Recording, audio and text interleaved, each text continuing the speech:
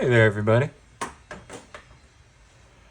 Welcome on back. I'm Immortal Mage, and this is another tutorial with Prism Sequencer. Sorry about the delay. There's a little bit of lag over here in the ether, but we're back and we're in tune, and let's see how everything's working. So yeah, this time we're going to take a look at the Harmonizer.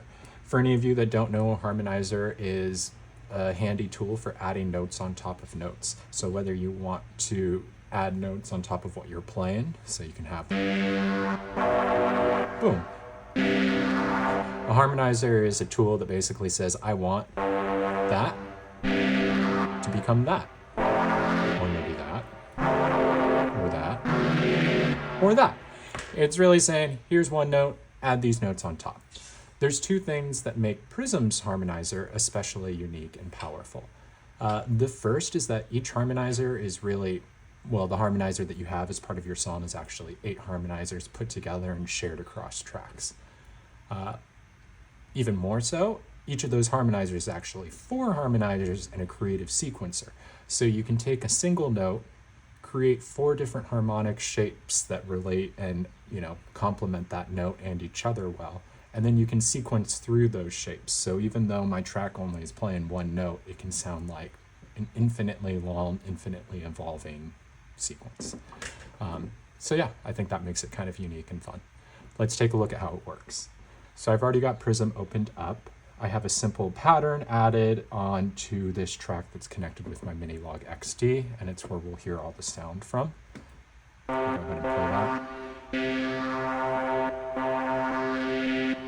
that. We're out here on our way up to the top. Once we get out of this blasted ethereal zone and people fall in love with this sick beat, I mean, whew, sky's the limit. But let's say we want to make it a little bit cooler. We go to the Fuse menu and we'll see this Harmonizer button. Pressing the Harmonizer button both enables it for the track and enters the Harmonizer state. We can exit the Harmonizer state by pressing the Sequence, Fuse, RPU, really any button that takes us out and into another state. Once we're back in the Fuse, we can tap Harmonizer again to go back to the Harmonizer. We can also press and hold to disable the Harmonizer for the track. I feel like this kind of goes without saying, but the Harmonizer is only available on tonal tracks. It doesn't have any impact on a drum track. Okay, so now that we are in the Harmonizer, let's take a look at how it works, and mainly how do we add notes and how do we construct these harmonies that we want. And so let's start with the keypad on the right side. This is going to be what I call the shape keypad. It's a way for harmonies to be constructed based on the shapes that you create. So you basically use this keypad to add steps onto your harmony. I won't make it any more complex than it needs to be. It all starts with this root index note. This will always be displayed on the keypad, and it represents the note that's coming into the harmonizer. So basically, if I play a C, here we go, this C is effectively that note. Now the keypad itself doesn't represent any specific notes, which means I can take this and I can put it anywhere I want. Pressing and holding on any empty keypad changes the location of that root. So this means that now I have access to more steps above versus more steps below. But fundamentally, the same sound's always going to be created. It's just a way for you to kind of mix up how you're playing with the shape. Okay, we'll go back to the starting point, and now let's figure out how to add some harmonic steps onto this. It's very simple, just tap any keypad. So now I've added 2 harmonic steps. When you add a step, Prism will calculate the distance, i.e. the number of scaled steps. Remember, everything is always in tune, between the root note and the step that you just put. And then it'll display that value on the grid over here. So right now I have it set up so that I'll play a C, but instead I'll hear this chord that's made out of, the 2nd and the 4th interval. And we can continue to tap around to add notes. You can add up to 8 notes to make. If we want, we can remove notes by pressing and holding. We can also press and hold the root keypad to clear the grid and create an entirely new shape. As I was mentioning before, I can change the location of that shape, and you'll see the steps move to match it. You'll also see that some of them changed. This step was set below. It's this -3. When I set the root to 0, I don't have a step -3.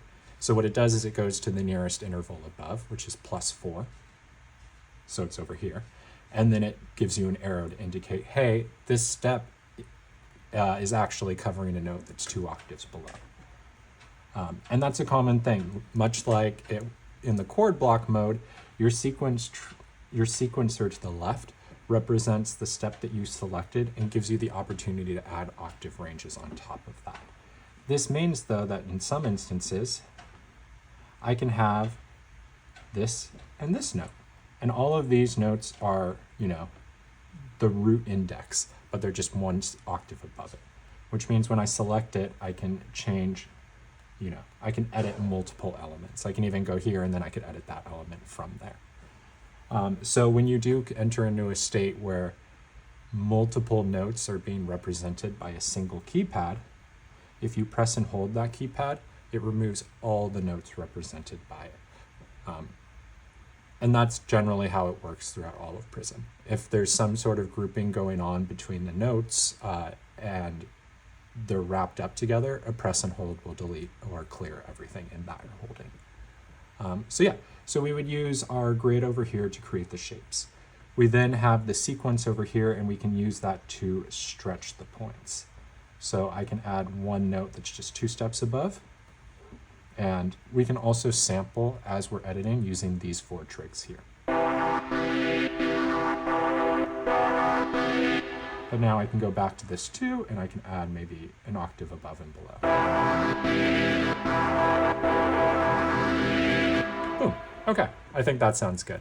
To comment on these 4 trigs over here too, you have 2 modes for them. The first is your pools mode. In this mode, each one represents one of these 4 pools and will play the harmony or the harmonic shape that you've set up. And because I've only set up a harmony in one of the pools, that's the only one playing any notes. The other mode you have, if you're just focusing on a single harmonic pool, is you can press pools to turn it off. And now all of these keypads will play a different note from the scale through the same pool, the pool that you're currently editing.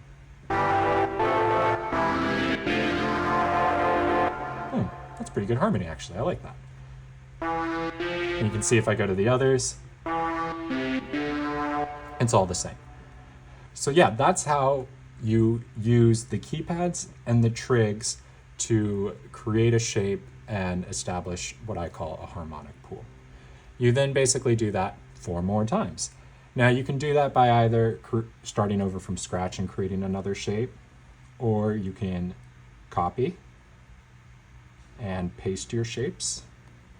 And the final tool is you can create them, by interrelating. So I always like to find a way that you can look at the other things that are set up while you're creating something new. So if you press and hold any pool, it'll turn on its watch mode. While in watch mode, it turns white, and I can go to any other pool and it will show where those steps are. So I know in my pool A, I have a step up here, and I have a step here, and then I have a step here and here for B.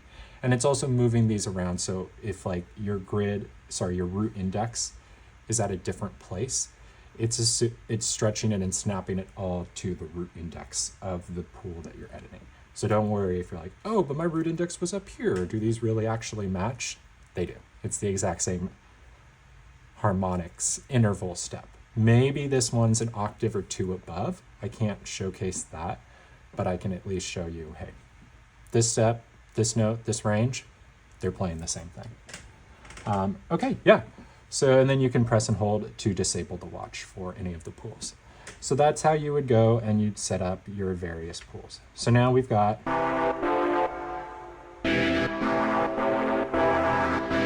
now we have 4 harmonic pools. So that's really just the beginning.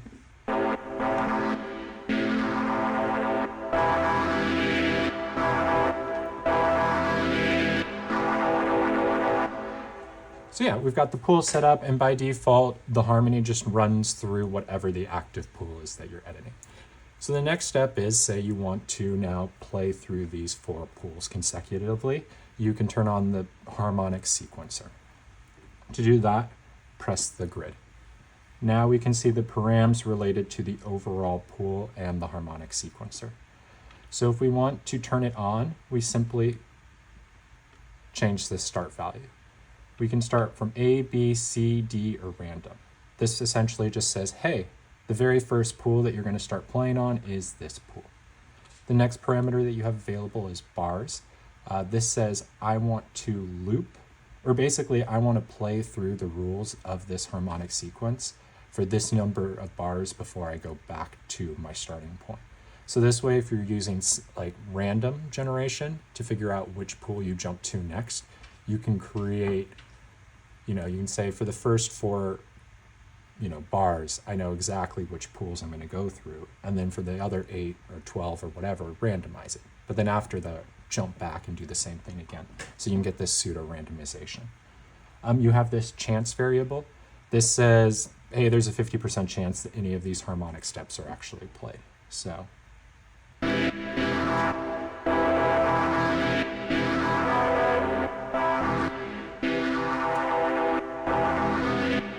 you can hear a lot of the notes were getting blocked and dropped out. And finally, you have this filter. This is related to the track that's running through, and it basically says, do I want to take the harmony that's created with this harmonizer and then run it back through the filters that you have set up in your fuse menu? If you do, then you could create a harmony and then maybe just take the highest step from that, just take 2 notes from that, shift it down or not. And then if you choose not to, you can filter the actual notes that are coming from somewhere else, and your harmonizer itself will go directly up through the chain and into the ARP and the hue sequencer and out to your connected devices without considering the filters in your fuse menu. Okay, so I turn it on. I'm going to turn the chance back up to 100. I'm going to let the bars run infinitely, and now we can see.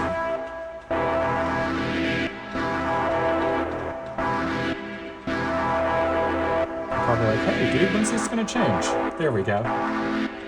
So right now it's set up. So yeah, you saw it change. That's the essence of the sequencer. But the real fun comes in deciding how does it change, when does it change, and what does it change to. To make those settings, you basically apply rules to each of the pool. You go to the pool by pressing a pool, and you get access to the pool parameters. With the pool parameters, we can specify how long or how many times do we want to run through this pool. We can do a certain number of bars, or we can do a certain number of trig steps, mainly once 4 trig blocks have been passed through the harmonizer, jump to the next pool. So that's the first parameter. And the second parameter is which pool to jump to. You can go forward, back, or you can select a random pool. So now that I've set 1 bar and next, we'll see a quicker jump through the harmonic pools.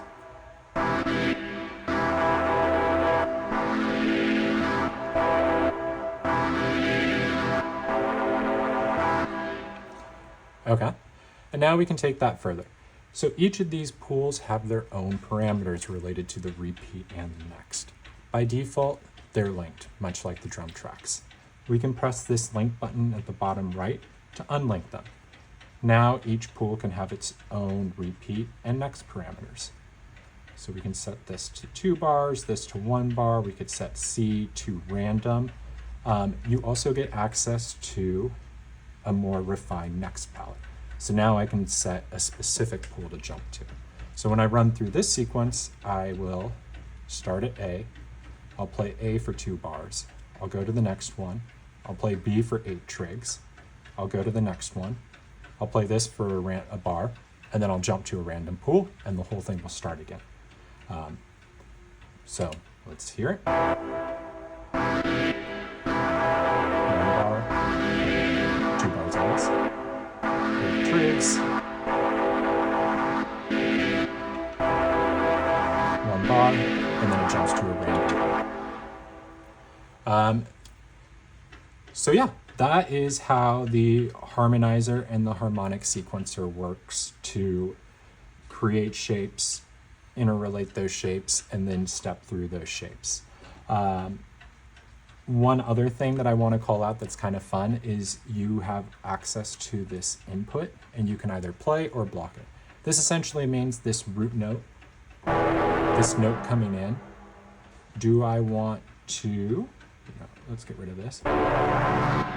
Do I want to play it or do I want to block it?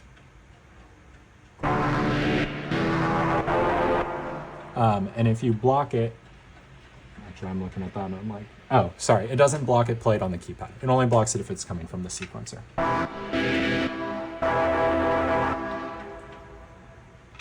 But we also have to make sure that we are, got a little tripped up there myself.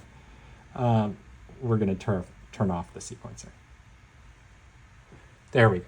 So we turn off the sequencer and we're not hearing anything because we've blocked the input note. So that could be a really fun way to take the input, and you can create melodies on top because you can take out the root note and just play these interrelating top notes. You can use that to effectively play and like create basses and create harmonies on top of that bass note and pull it out. There's a lot that can be done by just playing with when and when not to include that root reference note, especially since everything's built on top of it.